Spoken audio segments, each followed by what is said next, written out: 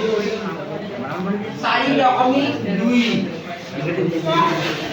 itu biar লিখি লওঁ ৰবা ক্লাস 10 মেথ বুলি লিখি লওঁ মই ক্লাস 10 মেথ এটু লিখি ললো চাবা 3 নম্বৰ কলো দুটা উল্টা উলিওৱা তাৰ সমষ্টি 27 আৰু গুণফল 182 আমাক কি কৈছে সংখ্যা দুটাৰ সমষ্টি 27 হয়নে নহয় সংখ্যা দুটাৰ সমষ্টি 27 মানে আমি তাৰে এটা সংখ্যা ধৰি ল'ব পাৰো ধৰা হ'ল এটা সংখ্যা x এটাকে আনটো সংখ্যা কি হ'ব আনটো সংখ্যা কি হ'ব যেহেতু সংখ্যা দুটাৰ সমষ্টি 27 ৰ পৰা এটা সংখ্যা বিয়োগ কৰিব লাগিব x অৰ্থাৎ 27 মাইনাস x আনটো সংখ্যা 27 মাইনাস x সংখ্যা দুটা আমি এনেকে ধৰি লৈ পেলাই উলিয়াই ললো এতিয়া এই দুটা সংখ্যাৰ গুণফল কি হ'ব 182 এতেকে প্ৰশ্ন মতে কি হ'ব x আৰু 27 মাইনাস x এই দুটাৰ গুণফলটো হ'ব 182 এইটো প্ৰশ্ন মতে হ'ব এইটো এতিয়া চোৱা x টু যে এইখিনি পূৰণ কৰি দিয়া 27x minus x square minus এই 182 টো ইফালে নিলে তোমাৰ মাইনাস 182 ইকুয়াল টু 0 এতিয়া এইখিনি আমি কি কৰিব লাগিব দ্বিঘাত সমীকৰণৰ আৰ্হিটো আনিব লাগিব দ্বিঘাত সমীকৰণৰ আৰ্হিটো আমাৰ কি আছিল মনত পেলোৱা কি আছিল ax square plus bx plus c equal to 0 দ্বিঘাত সমীকৰণৰ আৰ্হিটো আছিল এইটো গতিকে স্কয়ার জাতীয় পদটো সন্মুখত আহিব ইয়াত স্কয়ার জাতীয় পদটো মাজত আছে সন্মুখত আনা মাইনাস x স্কয়ার এই জাতীয় পদটো মাজতে আছে গতিকে 27x টো মাজত থাকিব ইয়াৰ আগতে কোচিন নাই গতিকে কি চিন দিবা প্লাস 27x এটো ধ্ৰুবক পদটো লাষ্টৰ ফালে থাকিব 182 ইকুয়াল টু 0 এইখিনি আমি লিখি লিখিলো এতিয়া x স্কয়ার পদটো আগত মাইনাস আছে এটো নাইকিয়া কৰাৰ কাৰণে গোটেই সমীকৰণটো তুমি মাইনাস 1 এদি পূৰণ কৰি দিয়া গোটেই সমীকৰণটো যদি মাইনাস 1 এদি পূৰণ কৰি দিয়া তেতিয়া কি হ'ব চোৱা এটো মাইনাসে মাইনাসে প্লাস হ'ব x স্কয়ার মাইনাসে প্লাসে মাইনাস হ'ব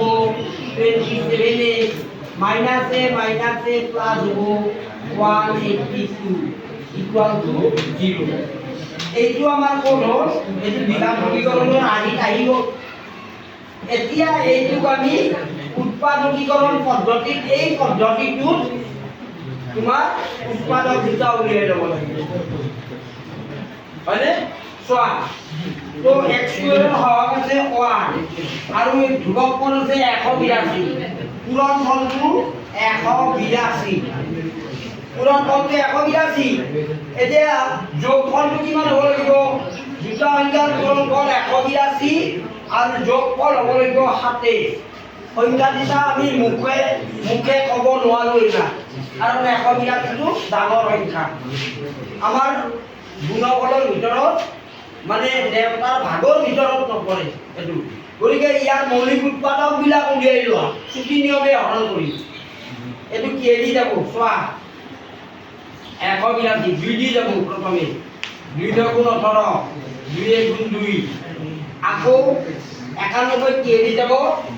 91 মানে 13 7 গুণ 91 7 বা 13 দি যাব ধৰিলো 13 দিব 13 দি গলে 8 মানে আমাৰ কি হ'ল 2 আৰু 8 পূৰণ কৰা 14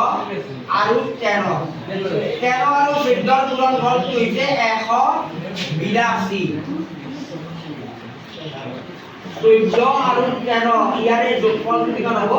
27 তাৰমানে সংখ্যাটো আমি পালো যে দুটা সংখ্যাৰ গুণনফল 182 আৰু যোগফল 27 তাৰমানে সংখ্যা দুটা হ'ব আমাৰ 14 আৰু 13 অৰ্থাৎ এই 27 ঠাইত আমি কি লিখিম 14 যোগ 13 বুলি লিখিম হা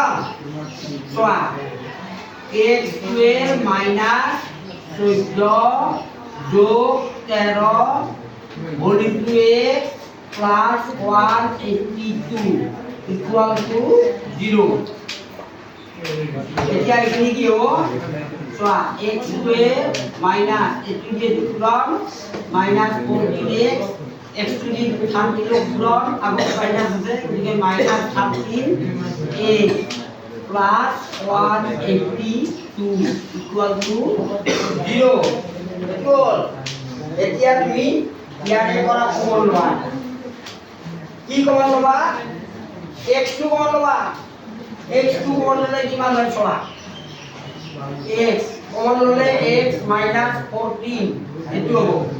আৰু ইয়াতে ইয়াৰ পৰা কমন লোৱা minus 13 টো কমন অৰ্থাৎ x minus 14 equal to 0 তার মানে আমার কি হল x minus 14 দুটা পালো তারে পরে একটা লেখা আৰু x minus 13